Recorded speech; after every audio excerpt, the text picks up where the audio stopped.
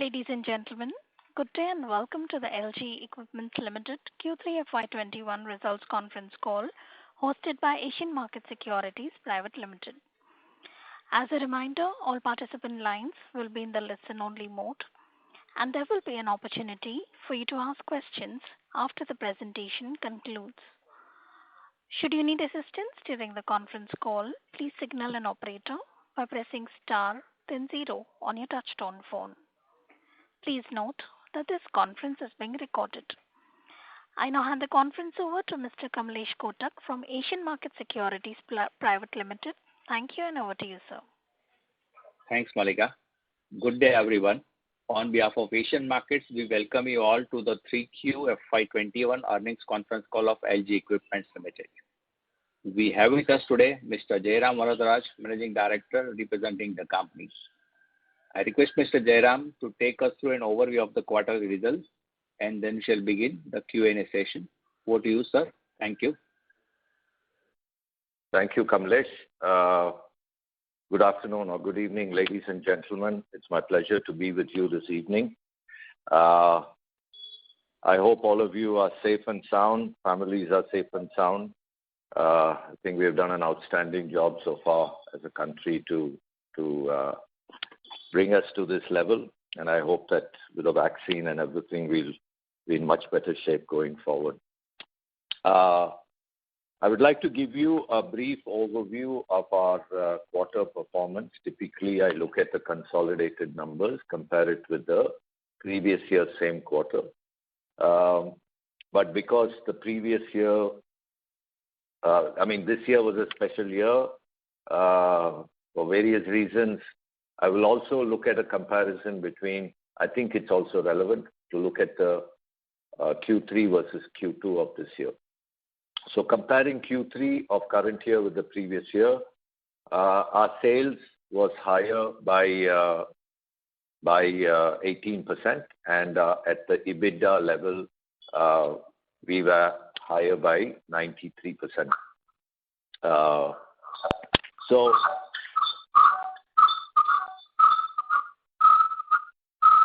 just give me a minute.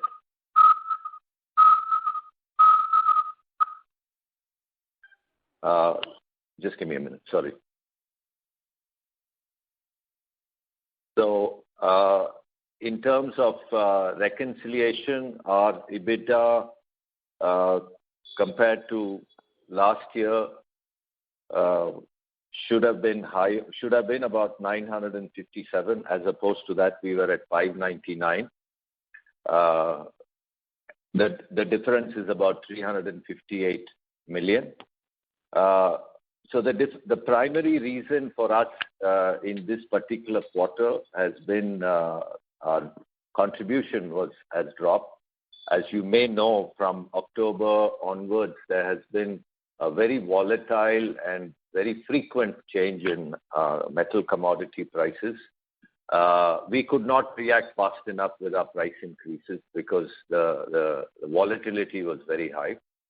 At the contribution level, we lost about 145 million. Employee cost was higher by 55 million, but that's primarily because of exchange and restatement of our foreign employees. Michigan Air employees, who were not there in the previous quarter of the Q3 of previous year, have been accounted now because we did the acquisition last December. And the Europe initiative cost a little bit of increase. So these were the reasons. Nothing significant in terms of either headcount increase or compensation increase. And in Q2 of this year, Q2 of this year, we had, I'm getting carried away. So compared to Q3 of last year, we had 85 million of other fixed costs in savings. So overall, we were able to contain it. The biggest challenge was the contribution level. We lost quite a bit of margin. Going to Q2 of comparing ourselves Q3 and Q2, just give me a minute, let me pull that. Our EBITDA was 599,600, and the explanation that I gave you was for Q2. Let me do the explanation for Q3, please. Can you go back? So our EBITDA was 599. Our EBITDA should have been about 670. The primary loss has been employee cost, and like I explained to you, the employee cost is because of addition of Michigan Air, addition of the Europe Industrials, which is an initiative that was not there last year, and the forex impact of restatement of our employee cost. So while we had a great opportunity in Q3 because of an 18% growth in the top line, we lost that primarily because of the volatile material cost. But things have improved. We have responded to price increases for correcting for the raw material price increases. And we've started seeing the results in January itself. So I think the rest of the quarter of Q4 should be far better in terms of at the contribution level. So moving on to a business level evaluation or the statement. Typically, I start from Australia and work across the globe. Australia was a very, very strong year for us compared to Q3 of last year. We grew by almost 60% in Australia on the back of some very strong orders across the board. Coming into Southeast Asia, it was muted, roughly similar to last year. There was no growth, but it was flat.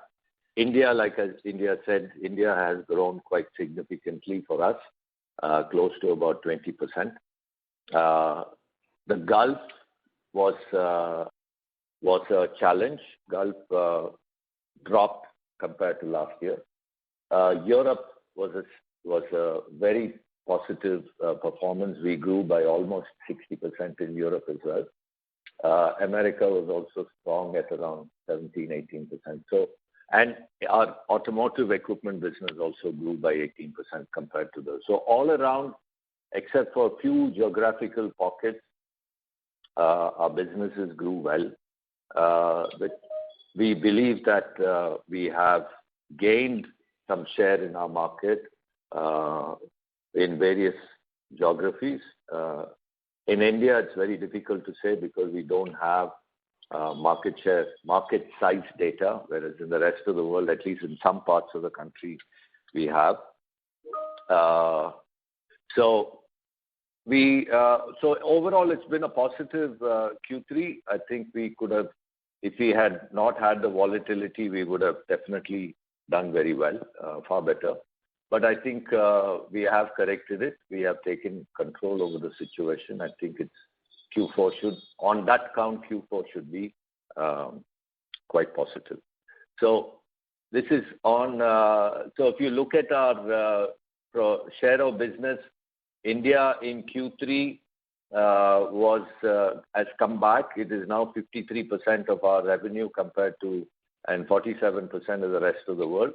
But year to date, India is still 47 and the rest of the world is 53. So when we started this year, Q1, India was quite bad. The rest of the world really pitched in and the percentage is high. So now India is coming back into stream. So the percentages are shifting. Going into our net debt position, our net debt is 109 crores.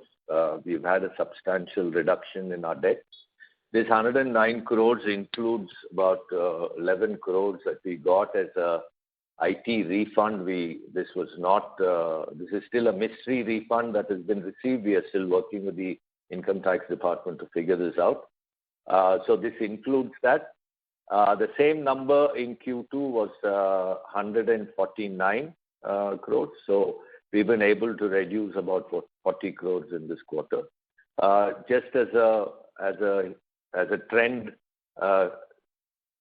presentation in Q1, without the IT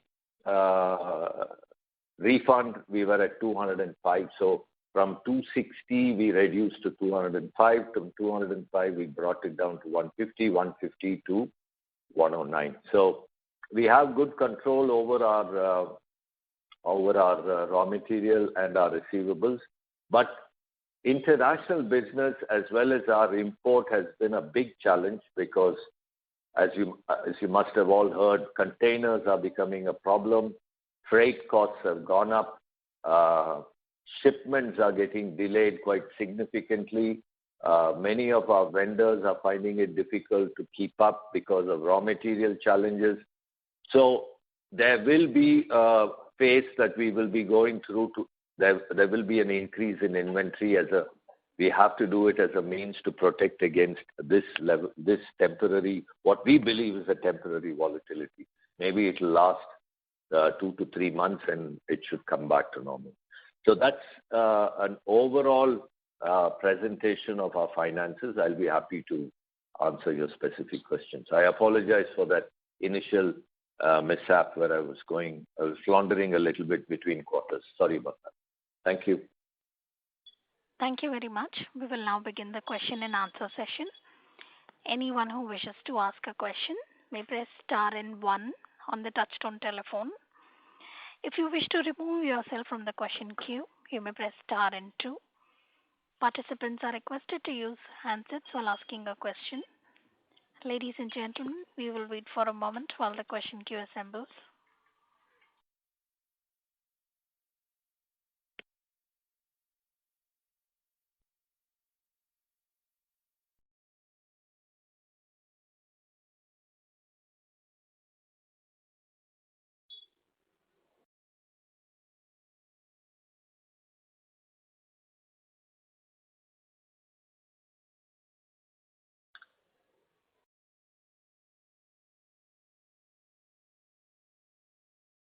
The first question is from the line of Ravi from Spark Capital. Please go ahead. Hi, sir. Congrats Hi, on Ravi. the set of numbers. Thank you. First, you had mentioned in the press release that the outlook seems to be good in the domestic market because of a good traction seen from the union budget, etc.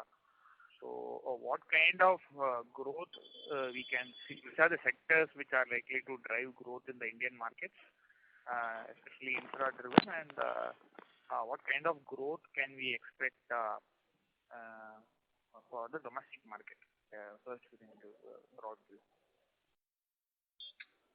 Well, like I said in the previous Q2 presentation, Ravi, the growth that we are experiencing in Q3 and we're continuing to do into Q4 is on the industrial side across all industries. There is I would not say there is one specific industry that's disproportionately high. All of them are back in the market and looking at capacities. The infrastructure emphasis of the government in terms of roads and construction is also giving us, on our portable range, there's been a good traction. We are beginning to see that across most of the portable categories.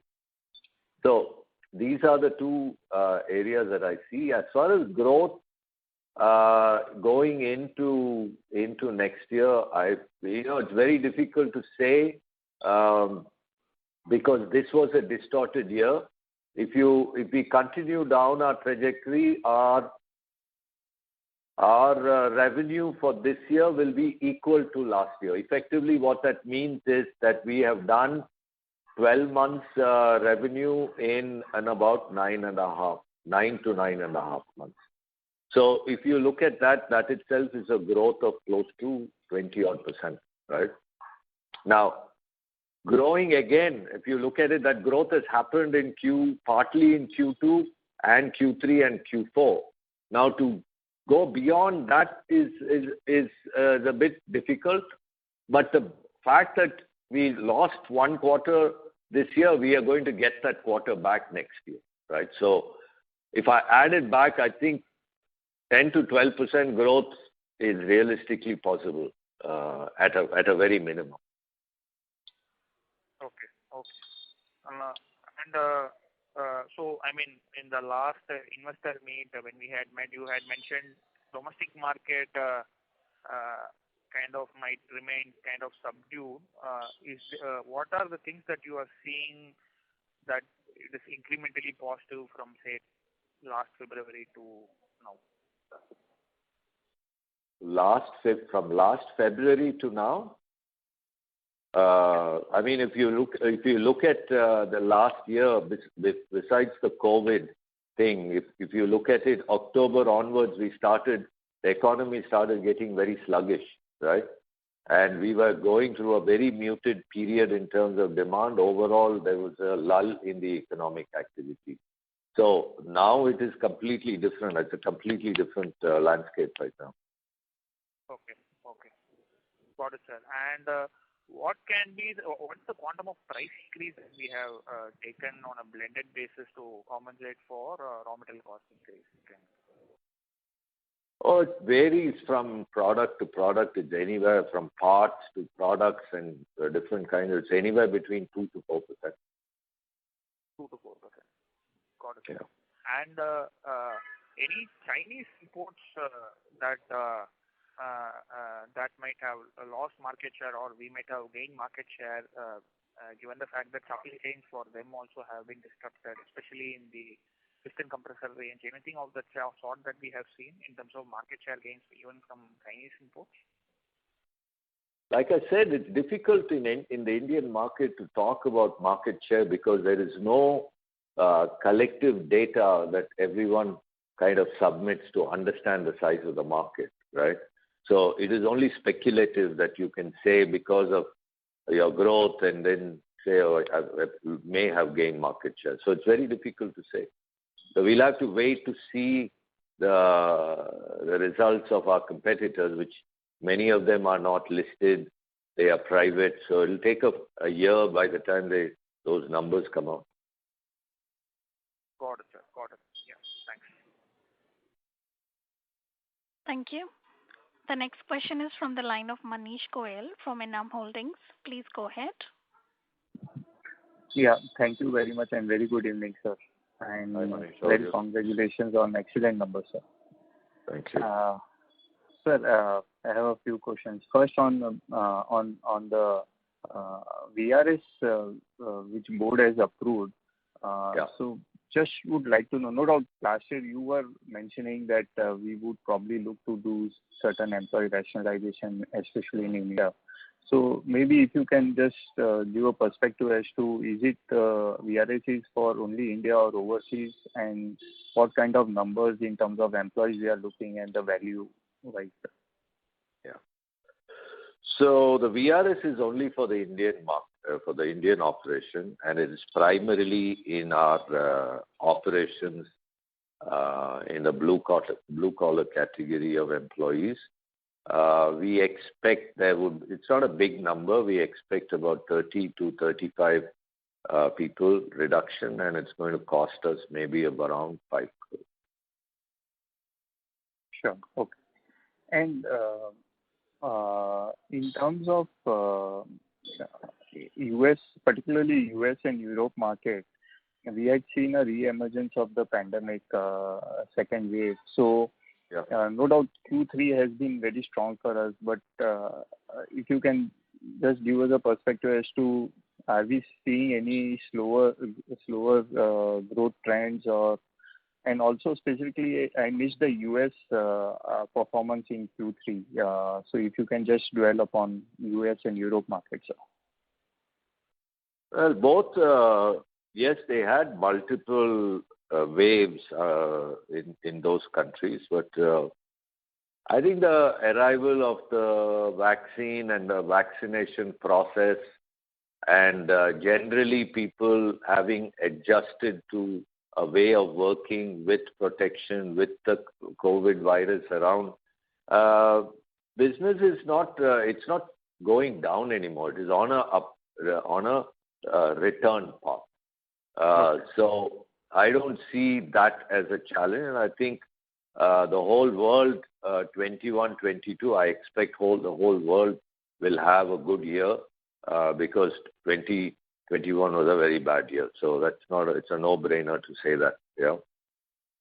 As far as the US is concerned, North America, we grew by about 16%, 15-16%. Growth in certain segments were high, certain segments were kind of flat. Europe grew by almost 60%. And like I said, I mean, in Europe, we are starting at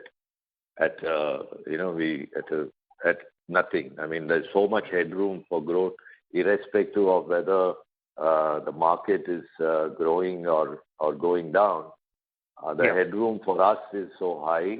We put the right strategy in place. We had the right team of people. We have the right product. And therefore, we are seeing the results, right? So it is a very deliberate, this is not accidental. It's a very deliberate thing. Australia also is very deliberate. This is a result of many years of work.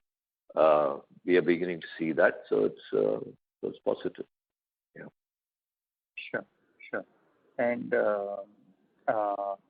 on the fixed cost, sir, we were looking to for certain reduction, and now with almost 10 months have passed. So what kind of sustainable fixed cost reduction we can kind of factor going forward for the company, sir? Well, we don't have a final number on that, Manish, in terms of what will be.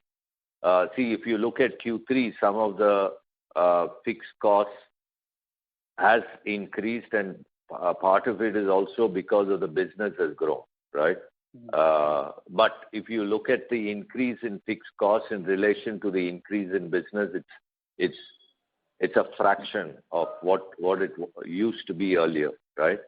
So we still haven't really done a detailed calibration of what, when things get back, the vaccination has been done, and people are coming out, and things come back to normal. You know, a part of our the way we conduct our business is also a function of the customer, right? Today, a customer is quite happy to tell us, don't come to the factory or don't come to our office. We're quite happy to talk to you virtually. But when things get back to normal, if customers start saying, no, we want to see you, then it changes, right? But we will have to see how best to optimize it. So it's very difficult to say. I'm taking travel as one because that's one big, heavy aspect of our fixed cost, right? Sure. So it's difficult to say. But there are certain costs, like, for instance, travel to the head office people going to the branches. These kinds of costs we will definitely save, right? Because we have said, no, we're not going to do that, right? And we're going to use the virtual platform for those kinds of meetings. So difficult. We are, like I said in the earlier meeting, we have decided to shut down our branches, right? We are already talking to all our employees. So that's going to be a saving. So those are sustainable. So we still haven't done a final tabulation of how the steady state will look like. Okay, that's one, sir. And sir, you did give the number for India sales at 53% for the quarter. So can I have the comparative YOY number for Q3 last year and also 9 months last year? Year on, you mean the percentage of LG, I mean, a percentage of India versus the rest of the world? Yeah, so right? India you said 53. I wanted a comparative number. For the earlier quarter was also 53. Q3 of last year was also 53. Okay. Yeah. And 9 months also, sir? In 9 months, this year, India is 47. Yeah. Last year was 54. Okay. Fine, sir. I'll get back in the queue. Thank you so much, sir. Yeah. Thank you. Thank you. We would like to remind participants that you may press star 1 to ask a question.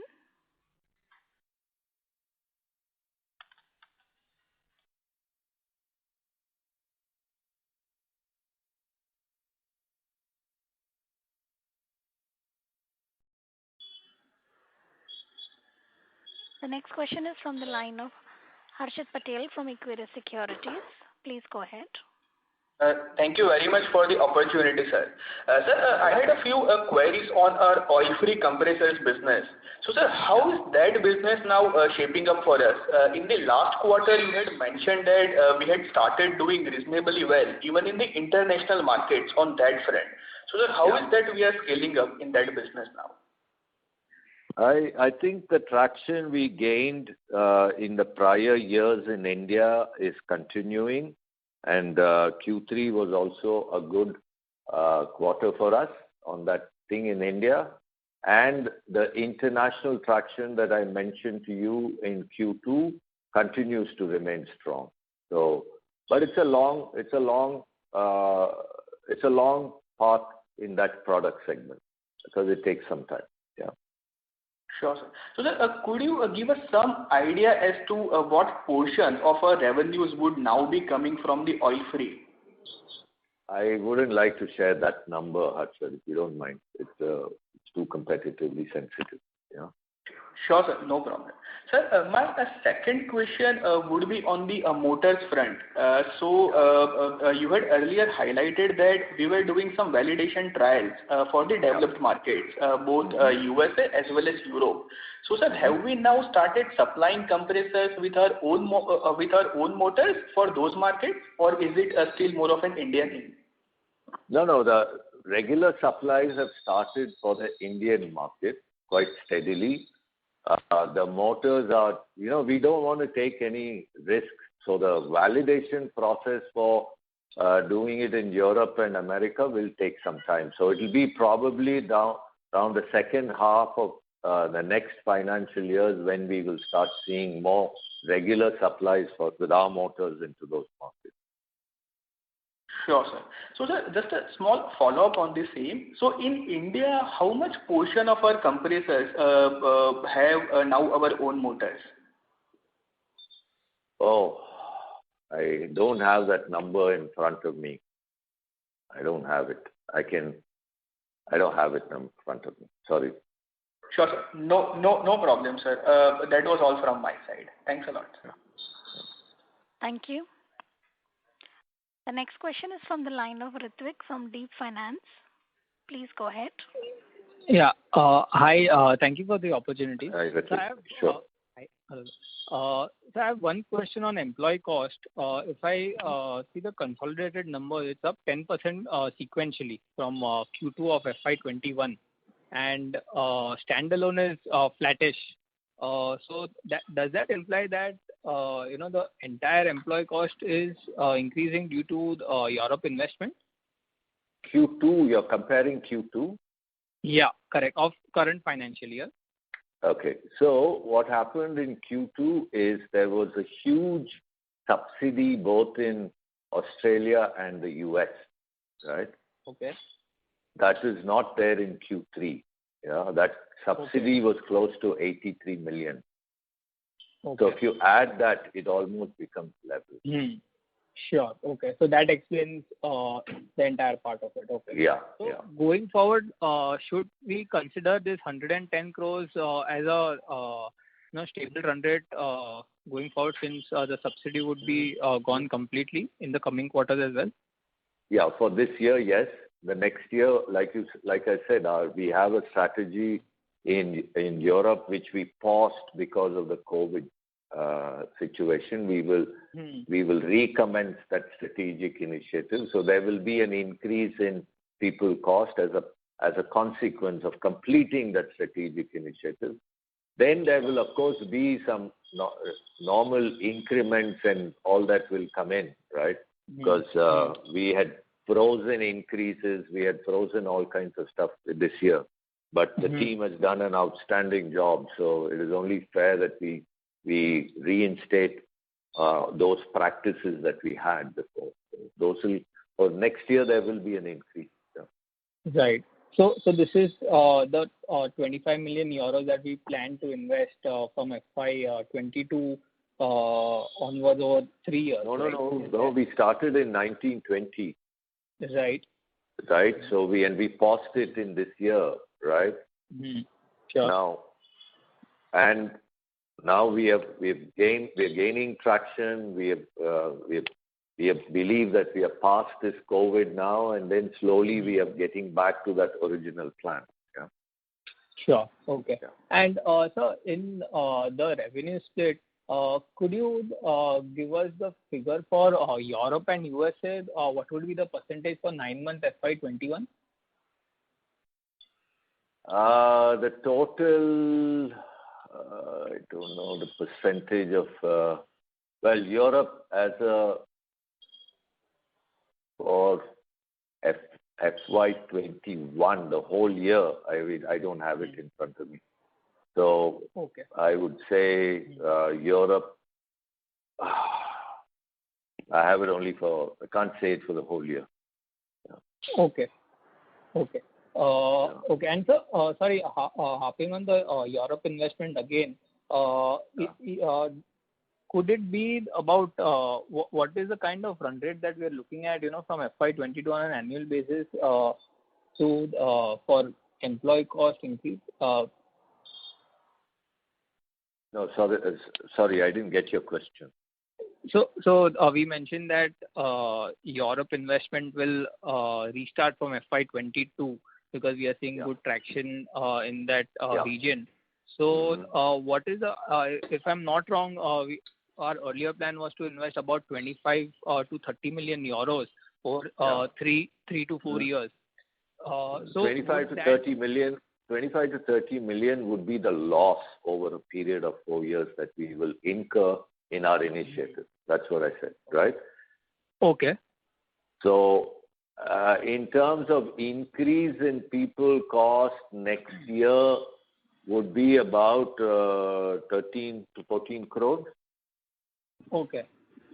That's on a annual basis. Yeah. Okay. Okay, sure. That answers my question. Thank you and all the best, sir. Thank you. Thank you. The next question is from the line of Kishore, an individual investor. Please go ahead. Hi, Jerry. Good evening. I'm great to have numbers again. Thank you. The question I had was more a generic or forward question. Sorry to interrupt, Mr. Kishore. So this is the operator. So there's a disturbance coming from the background, sir, from your line. Okay. Is it better? Yeah. Yes, sir. You may go ahead. Yeah. So question I had was more to do with our overseas operations and the forward-looking view on that. So 3 parts to the question. One is, what is the relative margin profile across the different key markets that we've gone into? The second part is, how much of our forward-looking, growth is going to be driven by inorganic, and what is the competitive response that we're seeing there? So are we, for example, facing any, difficulties in moving forward down that path, or, what is the competitive response that we're seeing there? I will answer the question to the extent that I've understood, then you can correct me if my understanding was right or wrong. In terms of profitability, like I've always maintained, at the contribution level, our markets outside are far more profitable than India. I don't want to get into the differences in percentages, but they are significantly more profitable. It is at EBITDA level, of course, India is more profitable because we have a bigger presence in India, and and therefore we are able to absorb our overhead. Whereas in the markets that we have entered into, our overheads are high by virtue of people costs there are high, and we are in the trajectory to gain our size there. So it will happen, and we are already beginning to see that happen. In terms of our acquisition, we don't have anything on the horizon, or we have not looked at anything in our compressor business. Our acquisition strategy is about acquiring customer acquisition. I mean, wherever there is an opportunity to acquire customers. So it's distribution companies, service companies that have relationship with customers, who own the relationship with customers. Those are the ones that are attractive for us. We are not looking at buying any compressor company, right? So it's right now our goal is primarily, at least for the next couple of years, we are going to be looking purely focused on organic growth. So I don't see any acquisition in the horizon. Got it. I think that's very clear and helpful. Thank you. Yeah. Thank you. The next question is from the line of Ranjit Shivaram from ICICI Securities. Please go ahead. Yeah. Hi, sir. Good afternoon, and congrats on good set of numbers. Given the scenario, it's a stellar performance. Thank you. Sir, one thing which during that lockdown period you were very apprehensive regarding investing into people and ramping up our domestic operations. But now that we have a very good visionary budget in which the infra spending is increased, so would you go back to the drawing board in terms of your domestic strategy by investing into people and looking at improving market share? Will there be any change in their approach now, given the scenario? Absolutely. I think that absolutely. I mean, we even while we had our the concerns and caution with COVID, we did not stop our strategic planning, our go-to-market strategy refinement. We continue to work through it, and we are now at a very advanced stage of, significantly shifting the needle in India. So to the extent that strategy has to be supported by incremental structures in different geographies of India, we will certainly do that. But it has to be done after ensuring that all our efficiency possibilities are extracted, and then we will do that. Absolutely. And are you seeing on the ground traction in terms of construction companies ordering has improved, or the inquiries have come out? Because yes, contractors, construction contractors, definitely, yes. Yeah. You're seeing that, yeah.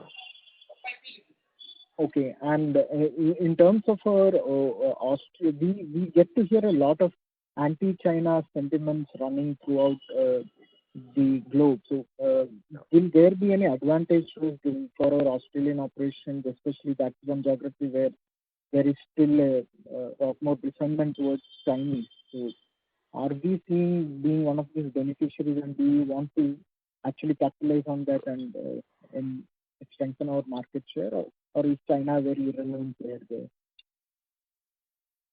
I think the sentiment on China plus one strategy on sourcing, these are all things that are floating around.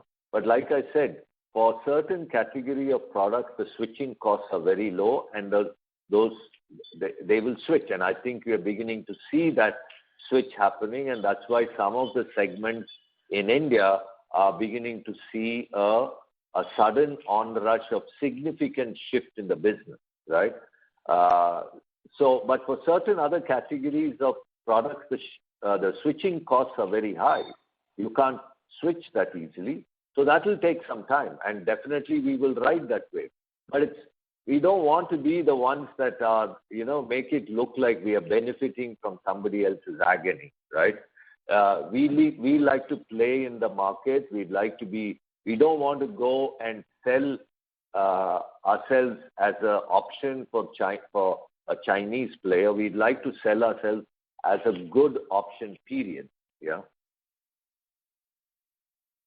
Okay. And sir, our one of the new launches which we had showcased in our last analyst meet also, that oil-free compressor. So we had also put out a notice that we participated in one of the exhibitions. So how has been the customer feedback, and are you seeing a lot more acceptance to that product? Absolutely. What is the outlook out there? Yes, it's positive. I mean, the product acceptance has been very, very strong. Customer experience has been good because many of our reputed blue chip customers are repeating their purchase. That is for any product, repeat purchase is the ultimate evidence of endorsement. So that is happening. We are also pushing the performance of the product. I mean, like I said, this product that we launched is only one milestone. Our goal is to continue to push where both the oil lubricated and oil-free categories merge. So we've been using this period to continue to develop our technology, and we are beginning to see some good progress on that. Okay, sir. Congrats and all the best. I think we couldn't meet the expectation or the guidance that your organization had put out at the EBITDA level. So. Okay. Yes, sir. You are able to. Thank you. The next question is from the line of Dhiman Shah from One Up Finance Consultants. Please go ahead. Hello. Yes. Yes, sir. 2 or 3 quick conjoined questions. In terms of market, acceptance and, ability to offer solutions, would you say you are equally placed in all the geographies? That's question number 1. Question number 2, are there still some low-hanging fruits in terms of, our ability to either exploit somebody else's weakness or completely bereft of, any offering? For example, let's say if somebody is not able to offer oil-free screw and you have an excellent solution, maybe that gives you a ready-made market. And as a corollary to that, would you, as the overall piece moves towards the vision laid out by the management, would you say that,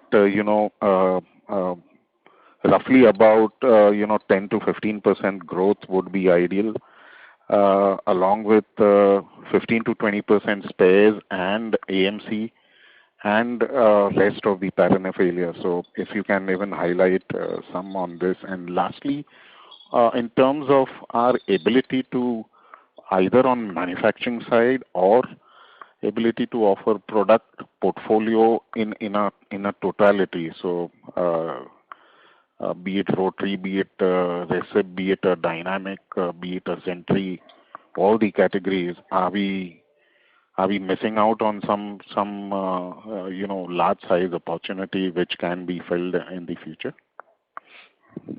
Okay. There were multiple points. I will try to answer them to the extent that I remember each one of them. To start with, in terms, your question was, are there any territories that we are where we are not present? Yes, we are not present in China. We entered China. China is the single largest market for compressors. We operated in China for almost 10 years, and we made a deliberate decision to step out of the market, because for an Indian product with an Indian brand, the expectation on price was just not viable. So we had to completely redesign a product which we felt was not a prudent use of resources when we had opportunities, a lot more profitable opportunities in Europe and Australia and America. So we are not playing in that market. So to that extent, we are not present in all. The second question was on aftermarket, whether the growth we should be content with 10 to 15%. 10 to 15% being content is in a specific context. So if you look at in the Indian market where our presence is quite strong, and depending on how the Indian economy grows, assuming it grows at 5, 6, 7%, if you grow at 10 to 15%, then I'd say that is good, right? But 10 to 15% is not good in nascent markets that we are present. Nascent for us, but developed for everyone else.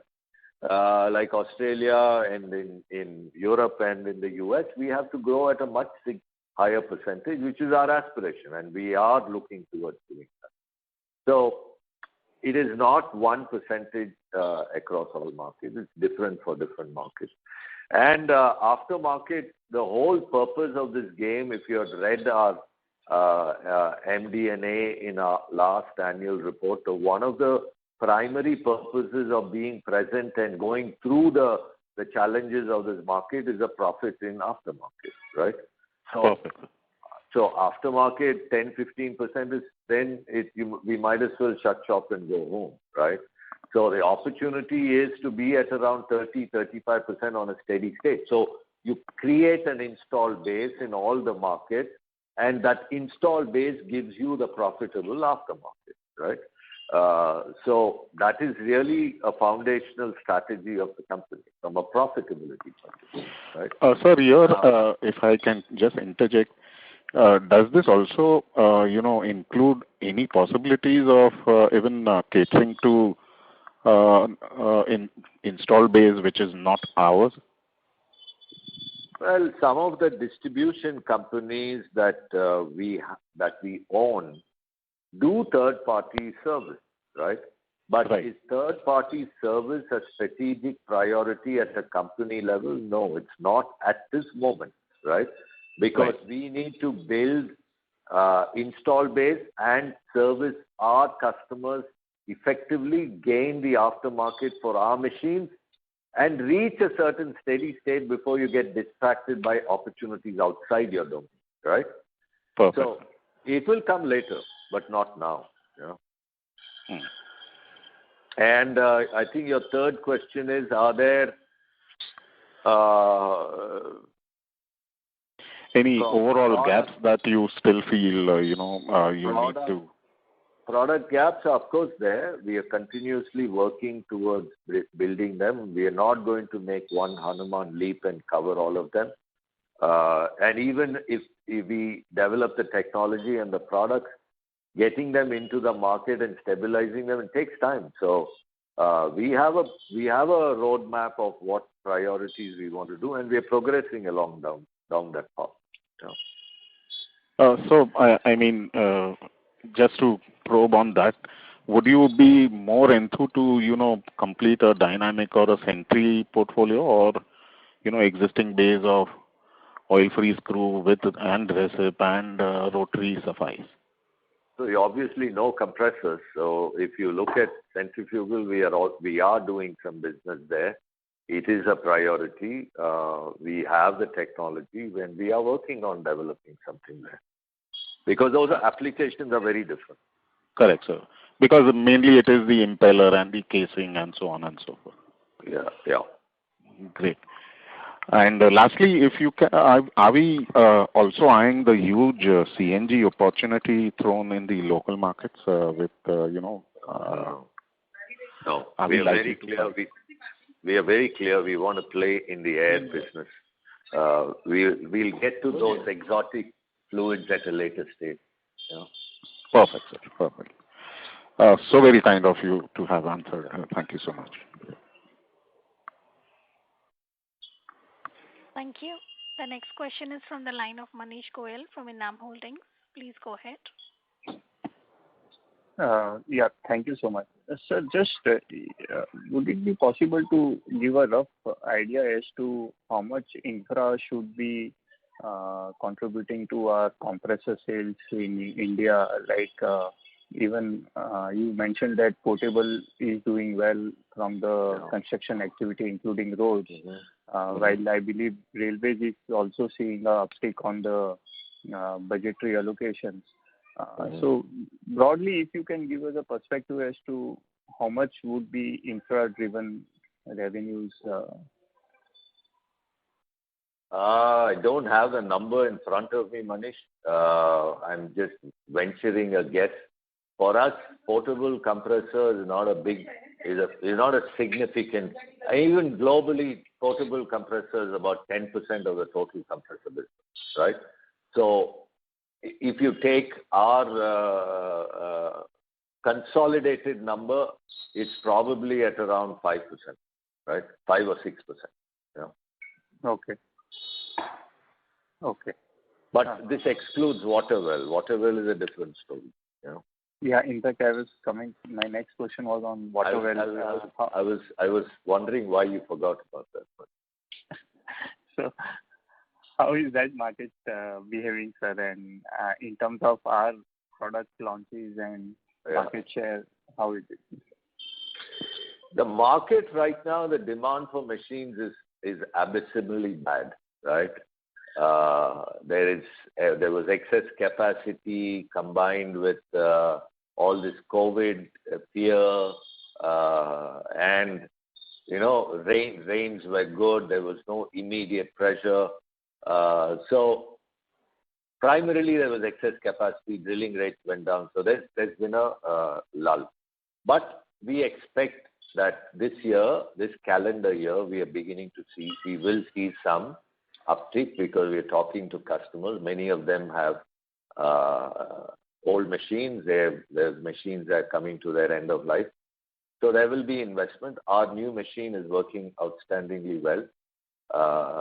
We've got them out running with very key reference customers, and the feedback has been outstanding. So we are well set. So once we have completed all our validation and trials with all our customers, we will be launching that product, and we hope that will coincide with when the market uptick happens. So we ride that way.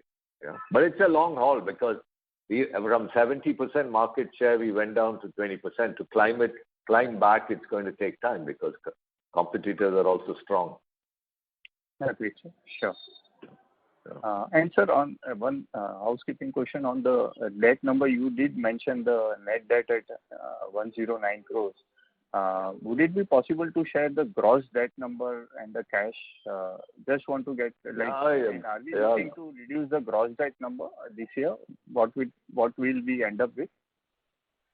Well, we have our gross debt is 400 crores and our cash is 300 odd crores, right? 400 odd crores and 300 odd. That's the ratio, right? Sure. So 404 and 295 to be precise. Yeah. Okay. Fine, sir.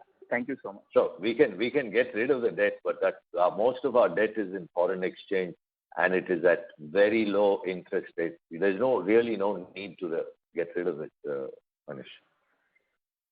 Sure. Thank you so much. Thank you.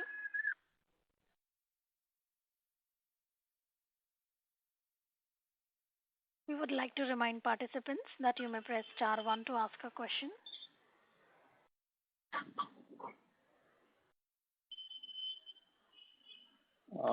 Mr. Jai, Kamlesh here. I just wanted to have one understanding. Sir, about the US market, can you just elaborate on how Pattons has done in the overall market and the medical compressor business, how it has been performing there? That is one. And second thing, are we covered in terms of most pockets of the US market, or there are many more pockets where we need to enhance our distribution reach, and that's only is going to happen over a period of time? Just you can share on that. So Pattons was a bit of a challenge. It's flat. It has not grown like our industrial business. Mm-hmm.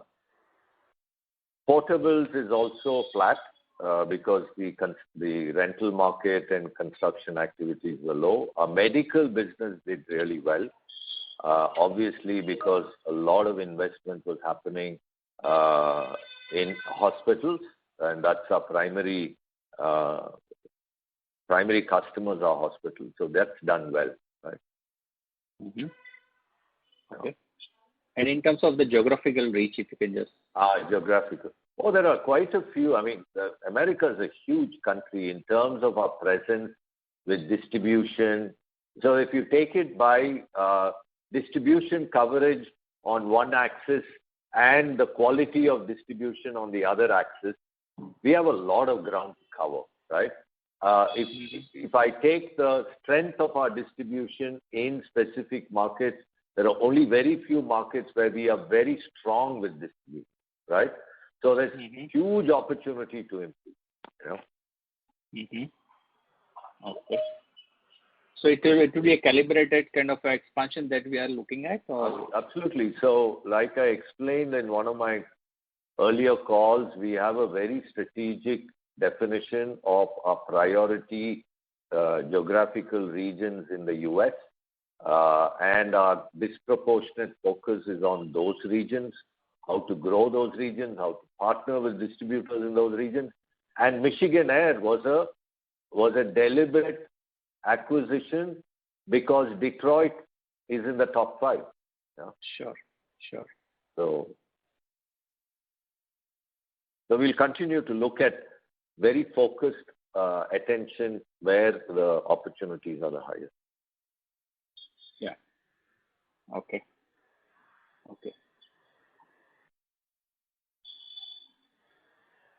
Yeah, Malika, you can take other questions, please. Yes, sir. Thank you. The next question is from the line of Amanjeet Singh from Oculus Capital. Please go ahead. Yeah. Thank you, sir. Am I audible? Yes, you are. So just a small clarification. Earlier in the call, so you mentioned that next year you're looking at 10 to 12% minimum growth. So was that an overall level or was that just for your India base? India base. Sir, and on an overall level? Overall level, we should be growing at, other than India, anywhere between 15 to 17%. So blended at company level 15 to 17%. No. Other than India, 15, 17. So blended, okay, got it. You take 7.5. This is about 5, 6, so 13, 14%. Got it. Thank you, sir. Thank you.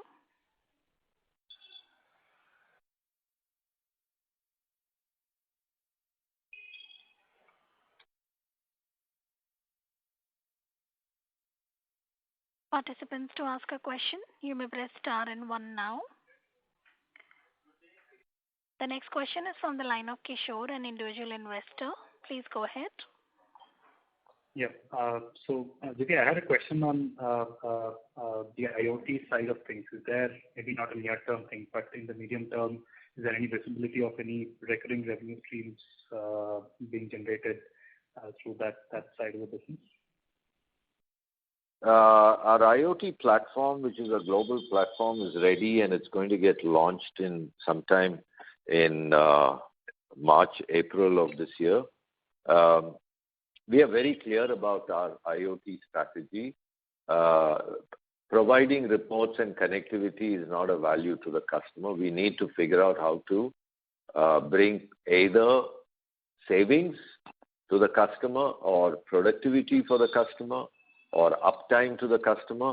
There has to be visceral, measurable monetary value. Otherwise, you cannot monetize your service.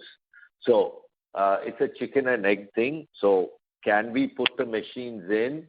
We have back-end algorithms. Once we are able to tap into machines, we have algorithms which can monitor and analyze the performance of the machine and the opportunity to improve the performance. So once we are able to do that and then present that value to the customer, then we will be able to invoice it. So right now, to answer your question, we don't have a revenue model built around it.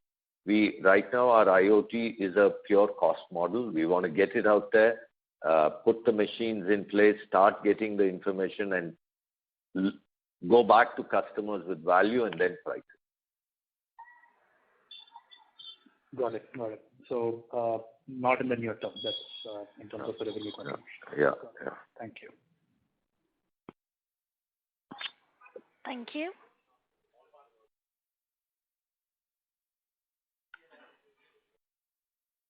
Participants, to ask a question, you may press star and one now.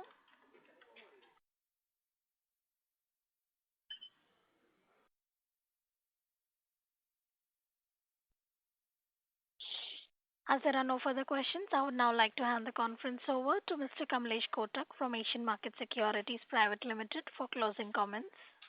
Thank you, Malika. On behalf of Asian Markets, we thank everyone for joining for this call.